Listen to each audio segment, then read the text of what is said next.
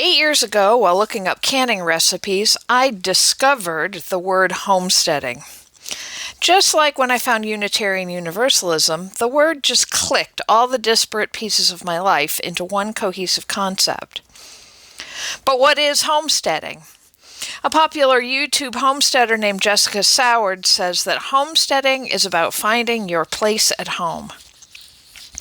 A more formal description is that homesteading is a lifestyle of self-sufficiency characterized by subsistence agriculture, home preservation of food, and may also involve the small-scale production of textiles, clothing, and craftwork for household use or sale, as well as the use of renewable energy and restorative agriculture. That sounds like a lot. For me, homesteading is about providing for myself, my family, and my community in harmony with the natural world to the best of my abilities. You can find homesteaders just about anywhere, even in the cities. It's a lifestyle more than a location, with a lot of history. The history of homesteading is, well, problematic. Today, when people think of homesteading, they often think of doomsday preppers and anti-government conspiracy theorists. In the 60s, it was the hippies and the Back to the Land movement, which, especially in this area, had its own share of problems. Before that, it was westward expansion, a chance for anyone, in theory, regardless of means, to carve out a home and life on their own land, ignoring the fact that that land actually belonged to the indigenous people the settlers were displacing. And even before that, the original colonization of North America, with all the loaded meaning of that word, was a homesteading movement. So much of the history of this way of living is fraught with exploitation and harm. How then can it be seen as spiritual? I see it through 4 lenses. First, for me, homesteading is an act of connection. As a pagan, connection with nature is one of my core tenets. I grew up as a townie and then spent 30 years in and around a major city, so that connection to nature tended to just be on summer camping trips, winter trips to a cabin in the Poconos, and trips to the beach. On my homestead, however, I connect with nature every day. I see the changing rhythm of the sun rising and setting through the year from my work desk. I watch the trees leaf and flower and fruit and fade. I put my hands in the soil to understand what it's made of, how to make it healthier instead of forcing it to produce. On my homestead, I am grounded. You don't need to have a lot of land to have this connection. Explore your neighborhood. See where the pockets of wildness are. Look into other people's gardens. Become aware of the wildlife that lives in the area. That neighborhood is your home, and you can still be connected to it.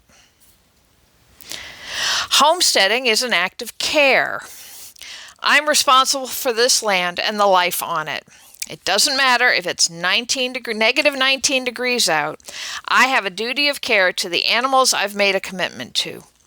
So every morning, rain or shine, or whatever is this horrifying cold, I'm hauling water out to my rabbits and chickens to make sure they have what they need to not just survive, but thrive and be happy.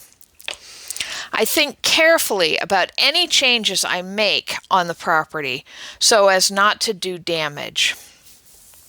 I have a large wet area in the upper pasture that I would love to drain into my pond. But instead of diving in with a backhoe, I'm watching it. Is it too low? Would digging it out drain the pond instead? Can I grow anything in it as it is? There are dozens of old apple trees that I thought were dead when I first moved in. But they all burst into bloom in the spring and produced a whole host of varieties come fall. I have a responsibility to those trees and to the farmer who planted them to tread slowly, lightly, to watch, and to care. These are all elements of the concept of permaculture, which is a whole other homily. You can do this as well in your yard or community. Picking up trash is one of those foundational things we learn as kids as a way to help our community. Contribute to composting organizations, either if you know someone with a compost pile or with one of the organizations in the area that provides the service. Be aware of proposals in your area that might impact the natural world of your neighborhood and attend public meetings to speak out on them. Homesteading is an act of community. A common term thrown around in this community is self-sufficiency, but most homesteaders know that it's impossible to be completely self-sufficient. It's really hard for us to grow sugar in New York, and most homesteaders I know of are dependent on their coffee. But beyond that, we need to know our neighbors. When I was in Philly, not knowing your neighbors was a means of privacy in such a crowded environment. If something went wrong, it was easy to call for help that would be there in minutes. That's not the case where I live. Knowing your neighbors can literally be life-saving. My neighbor across the street fell from his roof this past fall, breaking his leg in multiple places and the opposite heel. He was found by another neighbor driving by who got him to help. While he was there, we brought meals to his wife to make it easier for her to spend time with him at the hospital. Another neighbor found out I like venison, so he brought me some, which I traded some of my honey for. He's now my firewood supplier, and unbeknownst to me, snuck a whole load of firewood onto my front porch the other day. A third neighbor and I bond over our cats. These are connections I was never able to cultivate in town.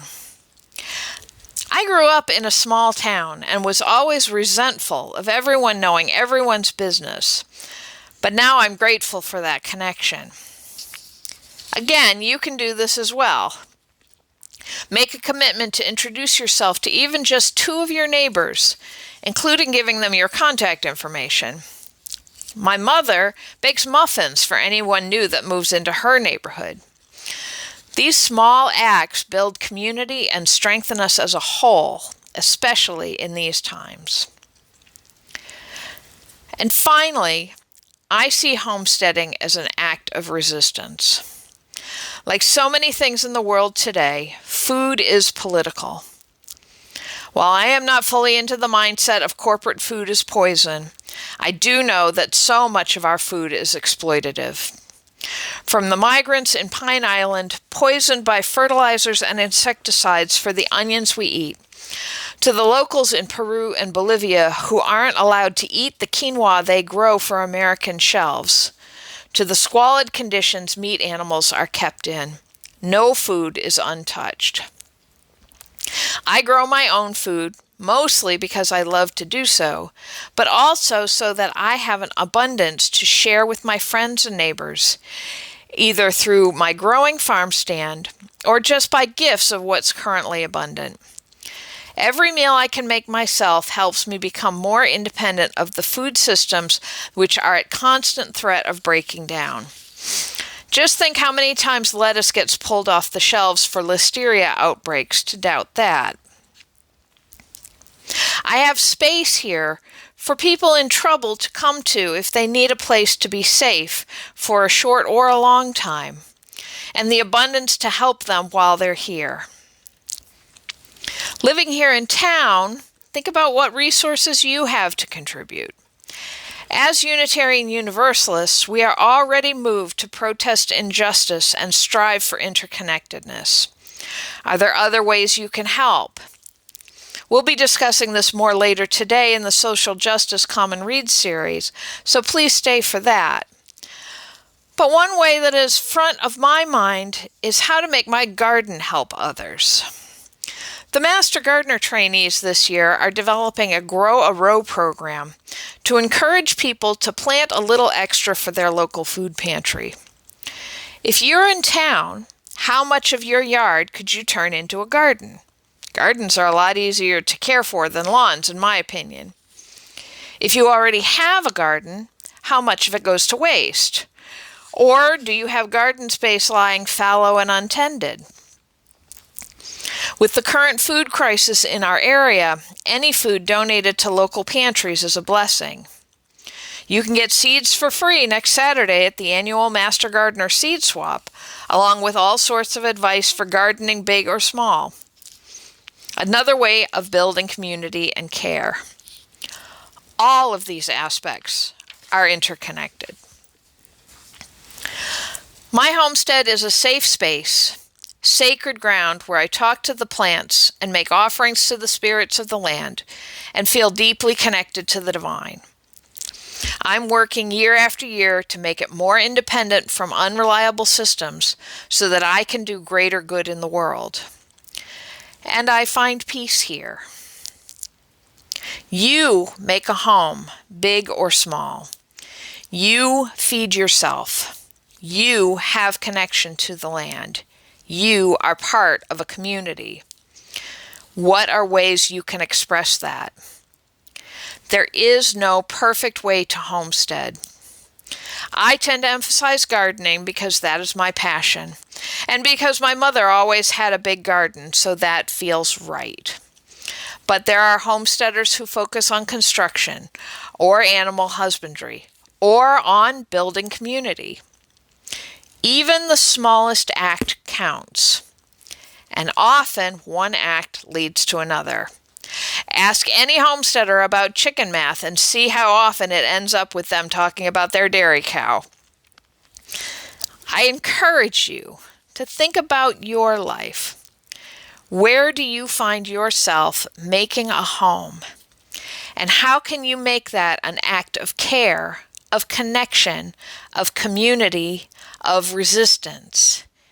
In other words, an act of spirituality.